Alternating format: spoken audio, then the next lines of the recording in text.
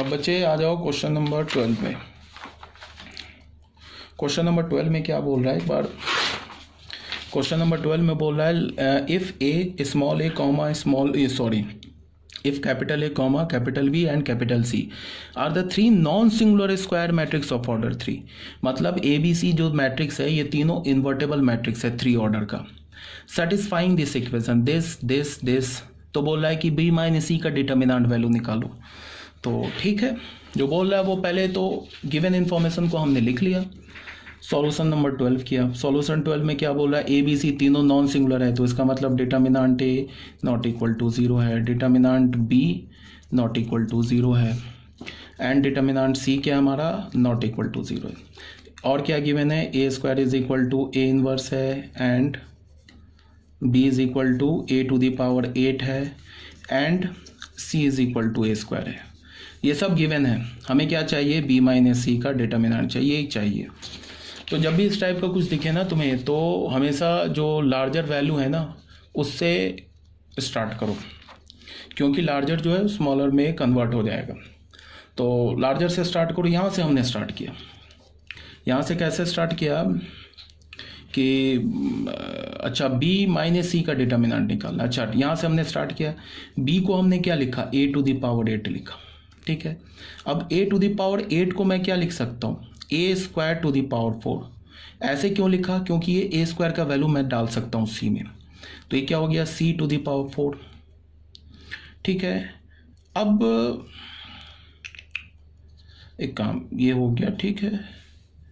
अच्छा यहाँ दोनों वैल्यू दे रखा है ना, अच्छा ठीक है, ये वाला यूज करो,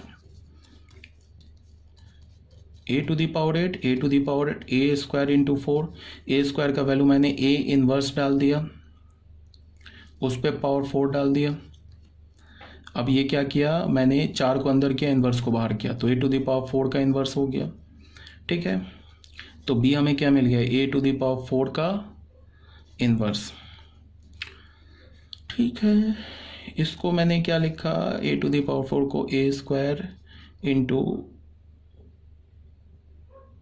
अच्छा ए स्क्वायर का स्क्वायर कर दिया, ये कुछ नहीं है, इंटू -1 ऐसे पावर कर दिया। अब ए स्क्वायर को मैं क्या लिख सकता हूँ, ए इनवर्स, तो ये क्या हो गया ए इनवर्स का स्क्वायर पे पावर -1। समझ रहे हो ना क्या लिख रहा हूँ, ठीक है ना।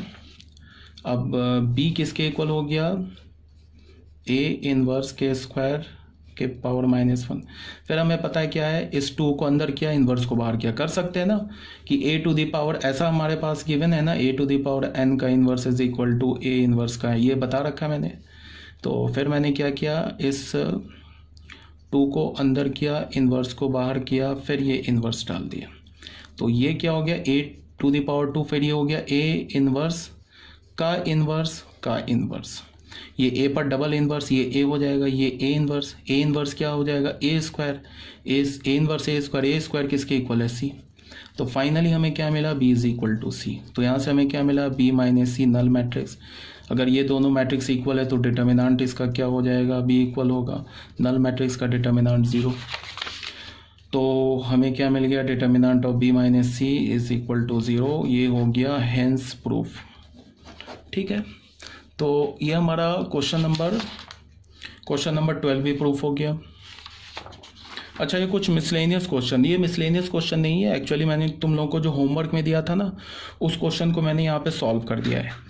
तुम लोग शायद डर गए थे इसका, अब ये देख के सिंबल देख के डर गए थे, ये क्वेश्चन सॉल्व नहीं होगा, बट ये बहुत ईजी क्वेश्चन है। ध्यान से देखो, इसमें क्या दे रखा है कि ये क्वेश्चन मैंने होमवर्क में दिया था, ये भी दिया था, क्वेश्चन नंबर 2 भी होमवर्क में दिया था, और एक और क्वेश्चन है शायद क्वेश्चन नंबर 3, ये होमवर्क में नहीं दिया था, ये 2 तो होमवर्क में मैंने दे रखा है।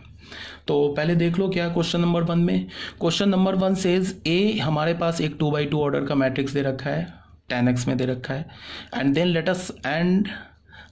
Late us define a function fx। A matrix दे रखा है, फिर बोला कि एक हमने फंक्शन fx डिफाइन किया। क्या डिफाइन किया, determinant of a transpose into a inverse, sorry determinant नहीं बोल, हाँ डिटर्मिनेंट ऑफ, या फिर इसको ऐसे बोल लो a transpose into a inverse का डिटर्मिनेंट, इसको हमने fx फंक्शन बोला। Then find the value of this f into f f x. n is greater than equal to 2। इसको देख के बहुत बच्चे डर गए होंगे कि यार ये बहुत ही खतरनाक इक्वेशन लिखा हुआ है, fn टाइम्स लिखा है। बट बच्चे डरने की बात नहीं है, बहुत इजी क्वेश्चन है, देख लो ध्यान से। ये इतना इजी क्वेश्चन है कि इसे सॉल्व करने की भी जरूरत नहीं है, ऐसे ही तुम्हें समझा दूंगा, देख लो कितना इजी है।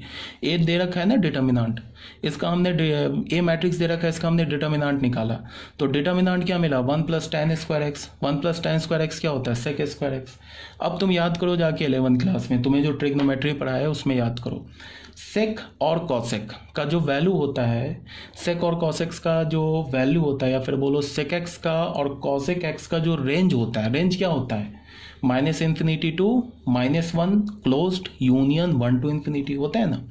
तो अगर तुम्हारे पास कोई भी नंबर है जो -∞ टू -1 क्लोज्ड यूनियन 1 to ∞, इसके बीच में कोई भी नंबर है, अगर तुम इसका स्क्वायर लोगे तो कभी जीरो नहीं हो सकता। सेक स्क्वायर एक्स जीरो कब होगा, जब सेक एक्स जीरो होगा, और सेक एक्स तो कभी जीरो हो ही नहीं सकता, सेक एक्स कभी जीरो नहीं हो सकता, कॉसेक एक्स कभी जीरो नहीं हो सकता, ठीक है ना, बिकॉज सेक एक्स का और कॉसेक एक्स के रेंज में जीरो है ही नहीं। किसी भी एक्स के, दुनिया के किसी भी एक्स के लिए सेक एक्स और कॉसेक एक्स जीरो नहीं हो सकता। तो इसका मतलब क्या हो जाएगा, ये not equal to zero for all x belongs to domain. अब डोमेन क्या है, डोमेन भी चलो मैंने लिख दिया है। इसका सेक एक्स का डोमेन क्या होता है, जहाँ पे cos 0 हो रहा है उसको रियल नंबर से हटा दो। cos 0 कहाँ पे होता है, π/2 के ऑड मल्टीपल पे, तो रियल नंबर से π/2 का ऑड मल्टीपल हटा दिया। मतलब ये हमारा सेक एक्स का डोमेन हो गया। इस एक्स के किसी भी वैल्यू पर ये सेक स्क्वायर एक्स जीरो नहीं हो सकता, बहुत बोल दिया। इसका मतलब ए जो हमारा एक नॉन सिंगुलर मैट्रिक्स है तो ए इनवर्स एग्जिस्ट करेगा, ठीक है। अब हमारे पास एफ एक्स किसके इक्वल दे रखा है, एफ एक्स दे रखा है ना इसके इक्वल, तो एफ एक्स को अब गए हम कैलकुलेट करने के लिए। तो एफ एक्स क्या हो गया, ये क्या लिखा हुआ है, determinant of a transpose into a inverse. तो इसको अलग अलग कर लिया, डिटर्मिनेंट ए बी वाली प्रॉपर्टी लगा ली, determinant a b is equal to determinant of a into determinant of b. तो ये ऐसे ऐसे अलग अलग कर लिया। ए ट्रांसपोज का डिटर्मिनेंट डिटर्मिनेंट ए के इक्वल, ए इनवर्स का डिटर्मिनेंट, ये प्रॉपर्टी मैंने बता रखा है। किसी भी मैट्रिक्स के इनवर्स का डिटर्मिनेंट लो या डिटर्मिनेंट पे पावर -1 लो, ऐसे बोला था याद रखने के लिए, -1 डिटर्मिनेंट से बाहर आ जाएगा, ठीक है। तो ये क्या हो गया, ये तो 1 हो गया ना, डिटर्मिनेंट ए अपॉन डिटर्मिनेंट ए 1। तो एफ एक्स तो हमें कांस्टेंट फंक्शन मिल गया। अब अगर एफ एक्स कांस्टेंट फंक्शन मिल गया और वो कांस्टेंट फंक्शन किसके इक्वल मिला, 1 के इक्वल। जैसे तुम देखो अभी तुम 12th क्लास में एक चैप्टर पढ़ोगे, function chapter, relation and function 12th का फर्स्ट चैप्टर है, इसलिए नहीं पढ़ाया जाता है फर्स्ट में मैट्रिक्स, इसलिए स्टार्ट करते कि थोड़ा सा मतलब इन्वॉल्व चैप्टर है, थोड़ा तुम्हें दिमाग लगेगा, तो स्टार्टिंग में बच्चों को नहीं डराया जाता है, ठीक है। तो उसको हम लास्ट में पढ़ेंगे, आप देखते हैं उसको क्या किस मतलब चैप्टर के किस सीक्वेंस में रखेंगे। उसमें तुम पढ़ोगे एक टॉपिक है कंपोजिशन ऑफ फंक्शन, इसका थोड़ा बहुत हिंट तुम्हें मैंने 11th में दे रखा है, बट इसको हम डिटेल से पढ़ेंगे रिलेशन एंड फंक्शन चैप्टर में। मान लो कि जैसे हमारे पास एक एफ एक्स फंक्शन दे रखा है ना साइन एक्स, एंड एक जी एक्स फंक्शन दे रखा है, जी एक्स फंक्शन दे रखा है, मान लो ये दे रखा है एक्स स्क्वायर, तो इसको एक हम लिखते हैं एफ सर्कल जी एक्स। इसका मतलब क्या होता है, कंपोजिशन ऑफ एफ एंड जी। ये तुम पढ़ोगे, बट अभी टाइम बिंग तुम समझ लो, इसको ऐसे लिखते हैं, एफ ऑफ जी एक्स लिखते हैं। तो f में जी एक्स डाल दिया, जी एक्स क्या है, एक्स स्क्वायर। अब फंक्शन में जहां भी तुमको x दिख रहा है उसको एक्स स्क्वायर से रिप्लेस कर दो, तो क्या हो जाएगा, साइन ऑफ एक्स स्क्वायर। तो ये f सर्कल g का मतलब हो गया, g सर्कल एफ एक्स लिखेंगे तो ये क्या हो जाएगा, g ऑफ एफ एक्स, ठीक है। g एफ एक्स क्या हमारे पास, साइन एक्स। g फंक्शन में जहां पे तुमको x दिख रहा है वहां पे साइन एक्स डाल दो, तो ये क्या हो जाएगा, साइन स्क्वायर एक्स, ठीक है ना। अब मैं तुम्हें समझाने की क्या कोशिश कर रहा हूं कि अगर हमारे पास एफ एक्स